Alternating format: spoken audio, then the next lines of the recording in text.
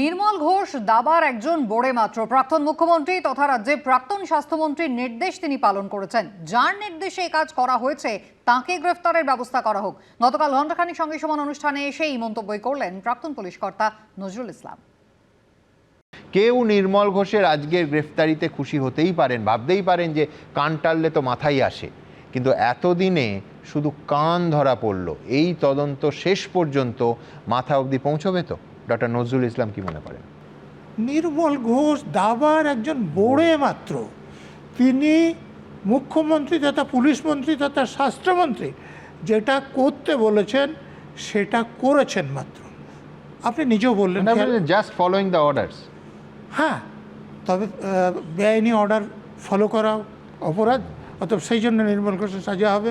Murder কেসে, rape কেসে এই পোস্টমর্টম সূর্যাস্তের পর হয় না, একদম সেটা করা হলো। তারপর যেগুলো নমুনা সংগ্রহ করা ছিল সেগুলো ঠিকমতো তো করা হয়নি। দ্বিতীয়ত সেগুলো যেভাবে প্রিজার্ভ করার কথা ছিল, যেমন ধরুন যে স্পার্ম বা সিমেন্ট, সেটা একটা নির্দিষ্ট তাপমাত্রায় প্রিজার্ভ করা হয়, কিন্তু সেটা সংগ্রহ করে ফেলে রাখা হয়েছিল। সেগুলো হলো, আমার ধারণা এগুলো নেগলিজেন্স নয়, এগুলো ক্রিমিনাল কনস্পিরেসি। তারপরে সবথেকে যেটা আশ্চর্য, যে শ্মশানে সৎকারের জন্য আগে থেকে একাধিক মৃতদেহ লাইনে ছিল, সেখানে এই নির্মল ঘোষ আর এই সোমনাথ এবং সঞ্জীব এরা গিয়ে সেই আগে আসা মৃতদেহগুলো আটকে দিয়ে এই পরে যা মৃতদেহটা চুল্লিতে তুলে দিলেন, এবং তুলে দেওয়ার পর একজন আরেকজন পিঠচাপড়ে কি বলছেন, ওয়েল ডান মাই বয়। তো কি এত মহৎ কাজ করেছেন যার জন্য ওয়েল ডান? একমাত্র মহৎ কাজ করেছেন যে দ্বিতীয়বার পোস্টমর্টম করলে যে কিছু প্রমাণ পাওয়া যেত সেটা তারা নিশ্চিত করেছেন যে আর করা যাবে না। এর পরে পরবর্তীকালে যেসব তদন্ত হয়েছে সেখানেও নির্মল ঘোষ এবং তার সাঙ্গপাঙ্গদের ভূমিকা একদমই ভালো নয়। আমি বলবো যে নির্মল ঘোষ গ্রেপ্তার হয়েছে, খুব ভালো কথা, তার সঙ্গে যে দুজন তারাও গ্রেপ্তার হোক, কিন্তু যার নির্দেশে তারা এই কাজটা করছিলেন তাকে গ্রেপ্তার করার ব্যবস্থা করা হোক।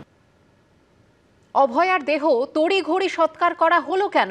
নির্মল ঘোষের বিরুদ্ধেই জোর করে অভয়ার দেহ দাহ করার অভিযোগ তুলেছিলেন নিহত চিকিৎসকের বাবা। নতুন করে দায়ের হওয়া এফআইআর এর ভিত্তিতে গ্রেফতার করা হয়েছে নির্মল ঘোষকে।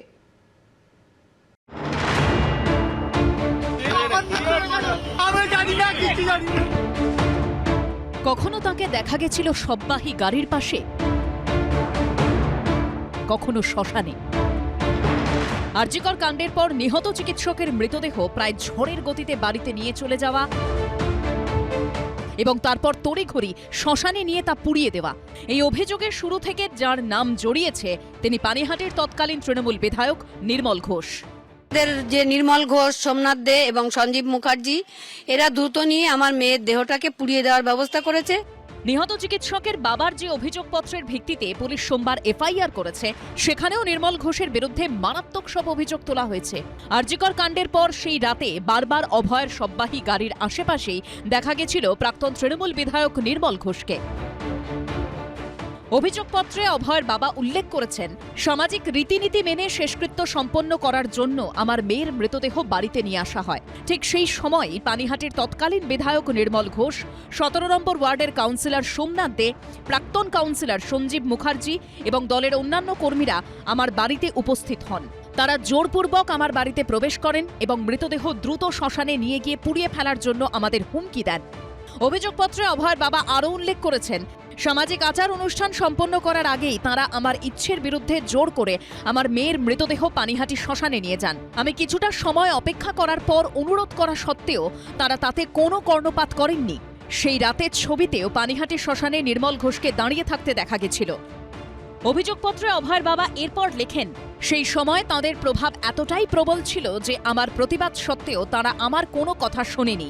এভাবেই এক গভীর ষড়যন্ত্রের মাধ্যমে আমার ইচ্ছের বিরুদ্ধে পানিহাটি শ্মশানের টিএমসি নেতাদের দ্বারা আমার মেয়ের শেষকৃত্য সম্পন্ন করা হয়।